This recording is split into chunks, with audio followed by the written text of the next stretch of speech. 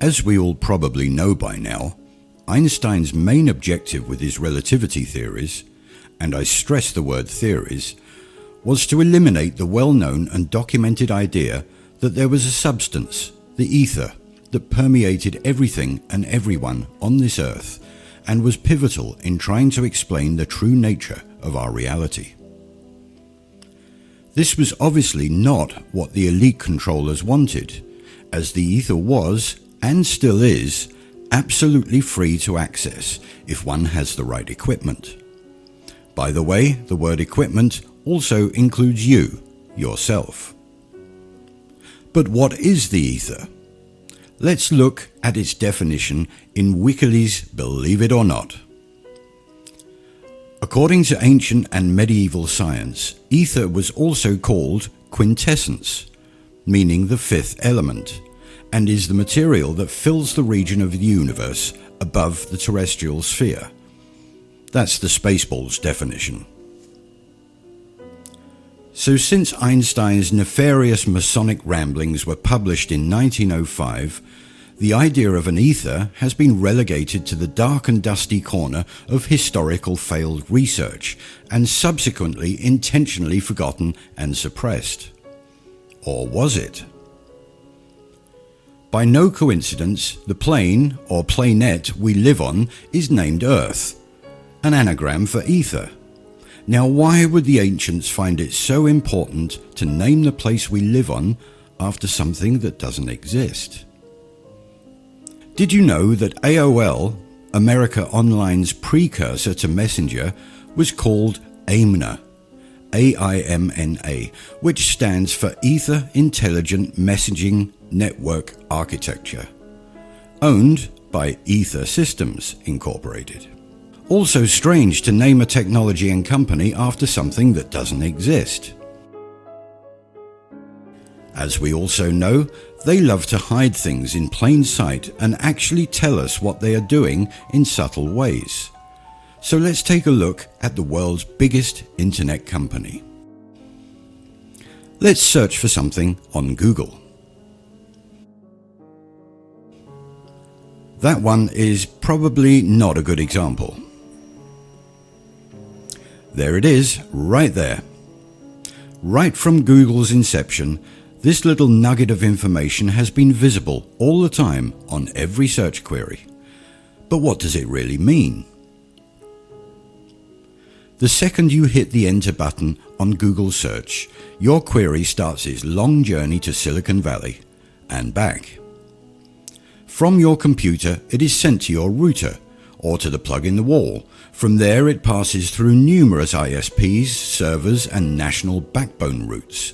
Underneath the Atlantic Ocean through cables, through numerous servers again, and ends up at Google servers in Silicon Valley.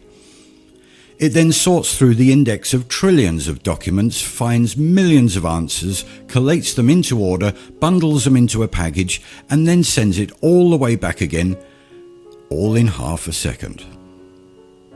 That's pretty impressive, but also pretty improbable.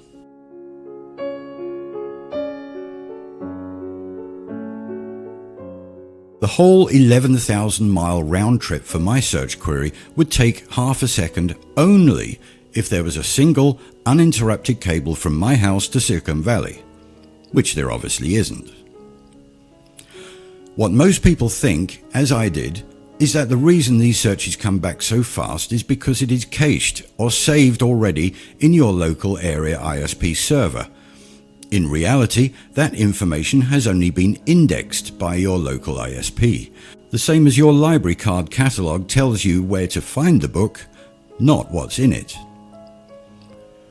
One could argue that Google has national servers set up in all countries, therefore reducing the transmission times, but try searching for an independent small website with a local server from a country across the world from you. It still only takes a second or so to gain complete access. Considering the huge amount of hubs, switches, LANs, WANs, nodes, servers, gateways, ISPs, bridges, protocols, and thousands of miles of cable your search query goes through, Half a second to traverse the entire world in any direction and back again is pretty incredible, and in my humble opinion, highly unlikely through a physical network. And what about Skype? Talking to someone halfway across the world in real time, through all of those hubs and switches and oceanic cables, with little or no latency? How is this practically possible? Only NASA can magically overcome an 11-second latency when singing along with astronauts on the fake station. The fibre optic cables laid worldwide in the 1980s are allegedly the speed of light, but they need a booster every so often to stop deterioration of the signal, even though NASA's Starlight travels trillions of miles dodging planets, galaxies, asteroid fields and comets, with no light vaccine booster shot required. Another little peculiarity is that the internet as we know it today started off in the 1970s. Back then it was called the Ethernet. Another one of those baffling coincidences. As is usual in our research, going back to the time of free-thinking independent scientists will usually produce the answers that have been hidden by our corrupted scientific institutions, back when free thought was cherished and not censored. We can find a plethora of old books, papers and studies on the luminiferous ether, all describing the elastic properties, the density, the speed, etc. But what about etherons? Huh? My sentiments exactly. To fully understand the etheron concept, then this book, which is linked in the description box, must be read and understood. A daunting task, I might add, but it does show us the speed of these little critters. 1.57 times the speed of light, which galaxy brain Einstein said was the fastest thing in the universe. Wrong again, bro. Now, the fantastic speeds of worldwide instant communication becomes a little clearer. Now also the concept of quantum physics becomes clearer as well. Two things can exist at two different places at the same time as they suggest. This theory never sat well with me, but if the time it took to move a signal through the ether was so infinitesimally small, then it would seem that they do indeed coexist. So now our Google search query's 11,000-mile journey only takes 0.00001 of a second. Put a few local hubs, nodes and the cheap router you got from Aldi along the way, and we are now getting much closer to the half a second or so that they show us. So if we can transmit seamlessly and autonomously through the ether, then why all the networks and cables and stuff? Data harvesting and control. You didn't think they'd let us speak to each other in private, did you? The internet is just the tool that is used to access, utilize and organize the ether. Etheric technology has been with us for decades and has been used by all the tech giants for extreme amounts of monetary gain. Have you ever known who was calling before you picked up the phone? Have you ever had that feeling that somebody close to you is in trouble? And what about the dog who always knows when it's time for walkies? Yes, the dog one has been scientifically studied. Dr. Rupert Sheldrake called this the morphic fields, or the science of morphogenetics, which we propose is nothing more than the luminiferous ether at work.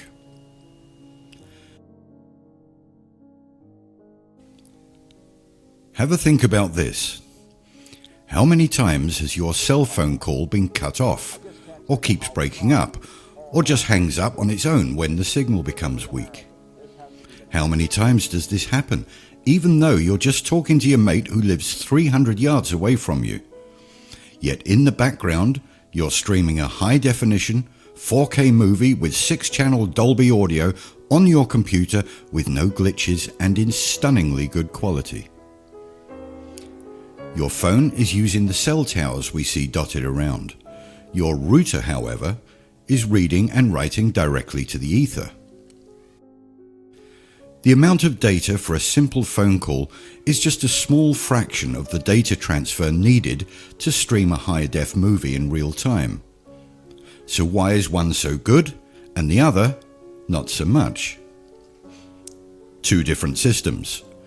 One using radio frequency technology and the physical network, the other just blatantly using the ether right under our noses. With the advent of app-based phone calls like Skype, WhatsApp, Viber, etc., we saw the gradual transfer of service from network-based communication to ether-based. Did you ever notice that when you do get a good connection on these apps, the quality is way better than the old phone calls? Sometimes it's as if the other person is in the next room. In essence, or quintessence, they are. If the tech giants know about this, then who else knows about it, and who else uses it?